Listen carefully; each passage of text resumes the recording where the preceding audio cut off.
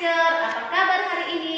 Semoga kita semua diberikan kesehatan dan sukacita yang daripada Tuhan. Baiklah, pada pagi hari ini kita kembali belajar dengan tema kita adalah, ya nak ya, boleh dilihat di papan tulis, hidup rukun. Dengan tema kita adalah hidup rukun di rumah. Baiklah, kemarin kita sudah belajar tentang apa itu arti hidup rukun. Arti daripada hidup rukun adalah hidup saling menghormati dan menyayangi antar sesama. Contoh daripada hidup rukun di rumah adalah membantu ibu menjaga adik. Yang kedua adalah kakak dan adik saling tolong menolong. Hari ini kita akan belajar di pembelajaran 6 di pembelajaran 6 yaitu memberi warna biru pada kotak yang menunjukkan pengamalan sila keempat Pancasila.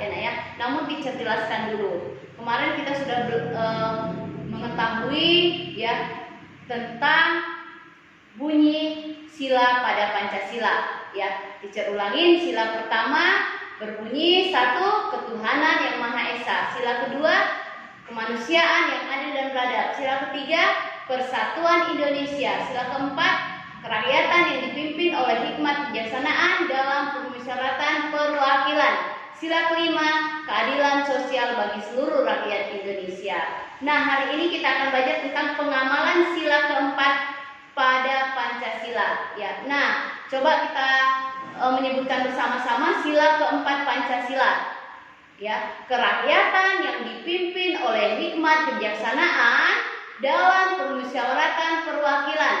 Simbol sila keempat adalah kepala banteng, Nah, jadi itu harus diingat, Nah, kita akan belajar tentang pengamalan sila keempat, yaitu contoh pengamalan sila keempat Pancasila yaitu menghormati pendapat orang lain, menghormati pendapat orang lain. Yang kedua adalah tidak memaksakan kehendak. Nah, berarti ini berhubungan dengan musyawarah, Apa itu musyawarah? Musyawarah adalah kesepakatan bersama untuk mencapai tujuan bersama.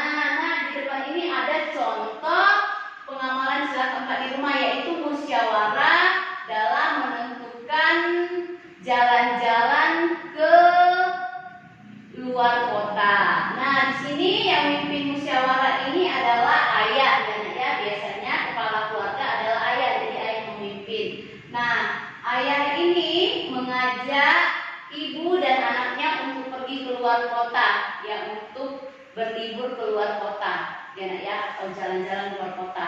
Nah, ayahnya ini mengajak ke dua pilihan tempat, Satu ke Bali, yang kedua ke Yogyakarta, Nah, ayah ini mengajak anggota keluarganya bermusyawarah, Nah, di sini ayah menawarkan dua pilihan, Jadi dengan adanya bermusyawarah ini nanti dapat menyelesaikan suatu masalah. Masalahnya apa?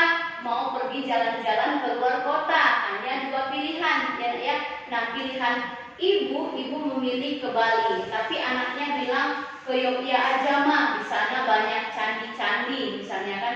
Kalau mamanya bilang ke Bali aja, karena di Bali pantainya lebih enak, seperti itu, Nah, jadi diambillah dengan keputusan suara terbanyak, suara terbanyak. Nah, suara terbanyak. Jadi dilihat misalnya ibunya memilih ke Bali, kakaknya memilih ke Bali, adiknya memilih ke Yogyakarta. Berarti ayahnya dapat memutuskan, akan pergi bertamasya ke Bali, Nah, itulah yang dinamakan dengan musyawarah, Mungkin nanti anak-anak teacher di rumah, ketika orang tuanya mengajak pergi ke bertamasya, misalnya, boleh nanti meminta orang tuanya untuk mengadakan musyawarah terlebih dahulu, Ingat tadi musyawarah adalah menghormati pendapat orang lain, Jadi kita harus menghormati pendapat orang lain. Kita tidak boleh memaksa kehendak pada orang lain, Nah, Kalau kita paksakan kehendak pada orang lain itu namanya bukan musyawarah. Nah ya, jadi menyelesaikan masalah keluarga dengan diskusi ya terlebih dahulu dengan cara musyawarah. Anak-anak teacher di sini ya nanti boleh menerapkan pengamalan sila keempat yaitu bermusyawarah di rumah bersama anggota keluarganya dalam memutuskan segala sesuatu yang akan kita lakukan ya nak ya. Nah baiklah ya, nanti anak-anak teacher boleh memberi warna biru, ya, warna biru pada kotak yang menunjukkan pengamalan sila keempat Pancasila dan memberikan warna kuning pada kotak yang bukan menunjukkan pengamalan sila keempat ya. Contohnya semua, bukan semu ya, semua itu kurang A-nya. Semua siswa bekerja bakti membersihkan kelas. Adul tidak mau ikut bekerja bakti. Nah, kalau misalnya jawabannya tidak benar, ya, yang bukan menunjukkan pengamalan sila keempat, berarti diberikan pensil warnanya nanti warna kuning, ya, nanya pada kotak yang sudah disediakan, ya. Begitulah kegiatan 1, ya, latihan soalnya dari nomor 1 sampai nomor 5, ya. Nah, sekarang kita juga akan memberikan pada tanda centang pada kalimat ungkapan ya. Kemarin kita sudah belajar juga tentang kalimat ungkapan. Nah, dan juga memberi tanda X pada kalimat yang tidak menggunakan ungkapan. Nah, contohnya ya di nomor 1 ya di kegiatan 2, ayah dan ibu senang aku menjadi bintang kelas. Ya, bintang kelas. Bintang kelas itu apa artinya nak? Bintang kelas boleh dilihat murid yang pintar ya. Nah, kalau ringan tangan suka menolong ya. Kalau kutu buku artinya suka membaca ya.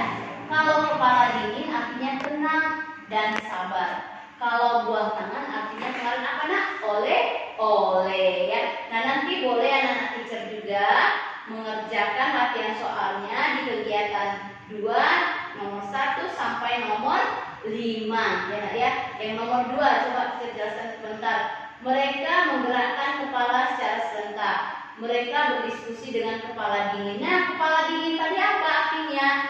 Tenang dan sabar ya. Jadi anak-anak teacher kalau menyelesaikan segala sesuatu boleh dengan kepala dingin ya, artinya tenang dan sabar. Nah, yang ketiga ya, Ivan menyimpan buku dengan baik. Ia dijuluki kutu buku oleh teman-temannya. Nah, kutu buku tadi apa nah artinya? Suka membaca ya.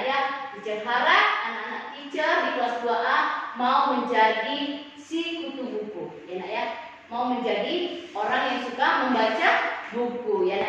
Jadi bukunya nanti boleh dibaca ya. Nah, setelah pembelajaran tema boleh anak teacher nanti boleh ada bacaan tentang cerita singkat mungkin ya di dalam bukunya ini, buku tema hidup pun boleh dibaca ya. Nah, sekarang kita juga akan belajar tentang lambang bilangan. Kemarin kita sudah menulis nama bilangan, iya kan? Sekarang kita belajar tentang lambang bilangan, menulis bilangan ya. Coba dilihat papan tulis ya. Ini 526 ya, ditulis ya. Ditulis berarti 526 ya. Contoh nomor 2 teacher ambil. Kalau contoh nomor 1 237 ya, ditulis 237. Jadi kita harus tahu yang mana ratusan, puluhan dan satuan ya. Kemarin kita sudah belajar tentang ratusan, puluhan dan satuan ya, jadi harus disebutkan ya. Nah, yang ketiga 317 ya, ditulis 317 ya. Yang keempat 281 ditulis 281. Yang kelima 356 ditulis 356 ya. Nah, nanti boleh anak-anak teacher mengerjakan pakai PBT-nya halaman 18, 19 dan satu lagi di halaman 20 yaitu evaluasi soal ya. Nah, boleh nanti anak-anak teacher kerjakan setelah melihat video pembelajaran daripada teacher. Hari ini kita juga akan melakukan PH, penilaian harian pertama, subtema pertama. Teacher mau anak-anak teacher nanti semuanya mendapatkan nilai yang terbaik ya. Nah, nanti teacher kasih waktu 10 menit ya untuk anak-anak teacher belajar ya sebelum kita memulai PH kita. Harapan teacher, semua anak-anak teacher mendapatkan nilai yang terbaik. Demikianlah video pembelajaran pada hari ini. Terima kasih. Tuhan Yesus memberkati.